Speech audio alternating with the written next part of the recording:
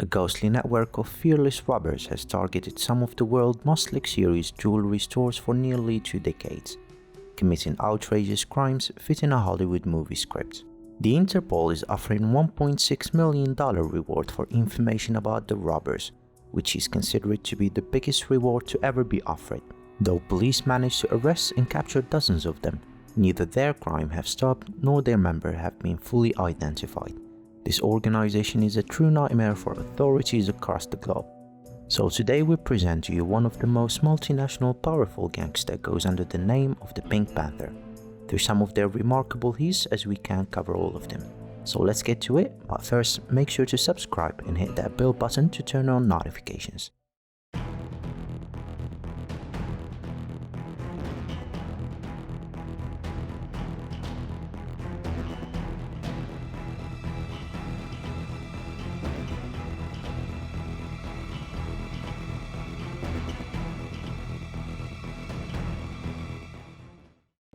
Pink Panther is a name given by the Interpol to an international jewel thief network. There is no official number as to the exact number of this organization members, but it is believed that the network is made up of around 800 core participants, most of whom are believed to be ex-soldiers with extensive military and paramilitary backgrounds from Serbia, Montenegro and other former Yugoslavian states. As a matter of fact, it has been reported that they date back to the early 1950s or so, starting as individuals conducting petty thefts hitting small shops only, but over time they began expanding and developing the organization. However, they wouldn't be internationally recognized as a notorious organization until 2000, having carried out some of the most expensive heists in the world. Like any criminal organization, Pink Panther is based on a set of rules that are abided by. First of all, they focus on diamonds, for according to them, such operations are easy and provide good cash. Unity and loyalty are valorized aspects among the members, depending on each other only, working together under the orders of a supervisor. They were never allowed to meet the big boss, the thing that led some people to think that they don't even have a boss. Females also take a part in the organization.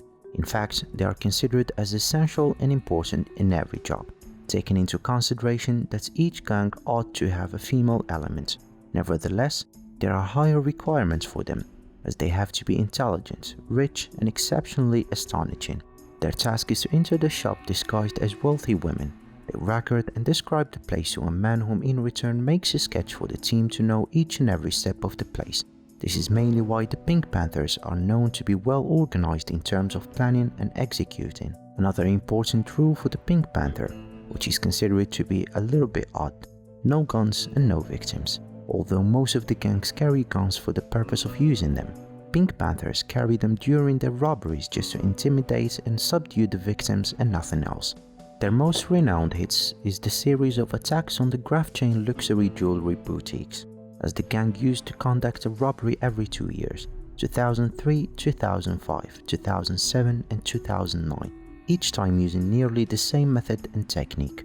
In the broad daylight of May 19, 2003, on New Bond Street, London, a street known by a series of luxurious stores, Craft Jewelry Store was attacked by 3 best-suited men. At first, one of them named Nibar Sedenik, who posed and appeared to be as a wealthy customer. He was granted entry without being checked by the security. As soon as he was in, he pulled out his chrome-plated .357 Magnum, yelling "Everyone on the floor," allowing his 2 other associates, Predrag Vijosevic from Paris, France, and Milan Jovetic from Montenegro, to enter smashing display cases with a hammer. Within less than 3 minutes, the gang made off with 47 pieces of diamond jewelry worth more than $30 million, conducting what would be the biggest diamond heist in the British history back then. Within days, detectives in London, who are known to rely on informants, were able to identify and track down millions for call records. Police obtained a search warrant to enter the house where they detained Milan Djokovic and his girlfriend Anna Stankiewicz with 2 fake Italian passports with no names and no photographs inside. The police were also able to find the blue diamond ring from Graf store. It was hidden in a face cream jar that was worth more than $1 million. Upon this, the media as well as the authorities coined the name of Pink Panthers, mimicking an axe in the film The Return of the Pink Panther in 1975. Through Milan's phone records, detectives managed to identify Frederick, whose address was located in Paris. and who was wanted by the French police as well because of several thefts he had committed. Thereby, British and French police cooperated and took him down a few months after the heist, on his way back from Italy to France. During the interrogation, Frederick was described as polite and persuasive, though he utterly refused to speak about the grave robbery, the intended destination of the stolen jewels, his criminal history, or anything that could help the police to link him with the Pink Panthers gang. Therefore, most of the diamonds were never recovered, for their destination was never revealed by any captured member of the organization, which means that the heist was a success. However, starting from 2003, the Pink Panthers made themselves visible as they continuously hit several fancy frontiers in different areas of the world, especially in Europe and Asia. Sometimes the attacks would happen within the same month or so. Moving straight forward to April 15, 2007 at around 9 p.m. The Pink Panthers bashed through the gate entrance of Wafi Mall in Dubai in two Audi S8 cars, a white one driven by a woman and a black one which smashed the glass door of a jewelry shop in reverse. But not just any shop, it was the graph again. Three masked men go out of the car entering the store. They smashed the display cases with pickaxes. They grabbed whatever was in front of them and put it in backpacks. In just 170 seconds they were already finished, got back into the cars and took off to that desert area, where they burned down the cars in an attempt to destroy all the evidence that could have linked them to the crime. The Pink Panthers planned each and every step of their $3.4 million heist. As it was reported by the store, they conducted the robbery at such time because they knew that it will be the end of the rush hour and police would be jammed. The vehicle smashed the glass door in reverse to prevent the airbag from the outcome, as well as to be in the perfect position to drive away. They chose an unlit area to ditch the cars and set them on fire. But when they burned them, someone forgot to open a window in one getaway car. No oxygen means the fire can't range as it should, and so when Dubai police found the cars, they managed to retrieve a good deal of DNA evidence. With the help of Interpol, DNA was traced to Dasko Poznan, a 30-year-old Bosnian, and Milan Lipoja from Montenegro. Both were wanted for heists in Switzerland and Liechtenstein. Poznan was caught in 2008 after a car accident in Monaco, and Lipoja after a dramatic police chase on the borders of France and Switzerland. This time though, the stolen jewelries were recovered.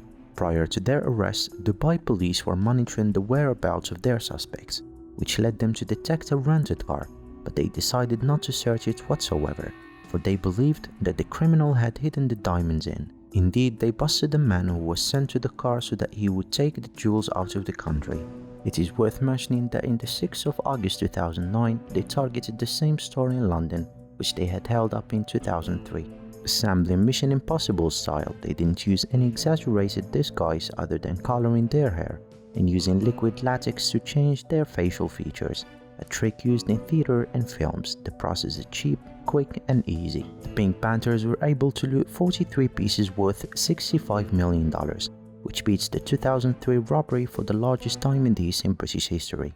And very recently, in 2018, a group of thieves attacked the Al Thani collection that was held in Venice, stealing precious Indian jewels, including a 10-carat diamond pendant. Croatian police later detained 4 suspects, one of whom was linked to the Pink Panthers. So no matter how many members are captured, the Pink Panthers manages to keep their $1 million of robberies going on, embarrassing the authorities over and over again. If you liked the video and want to know more about this criminal organization, you can watch a 2013 documentary entitled Smash and Grab, the story of the Pink Panthers, in which several alleged leaders of the gang were interviewed, discussing their history as well as the tactics used in their robberies. This is it for today's video. Don't forget to subscribe. See you in the next video.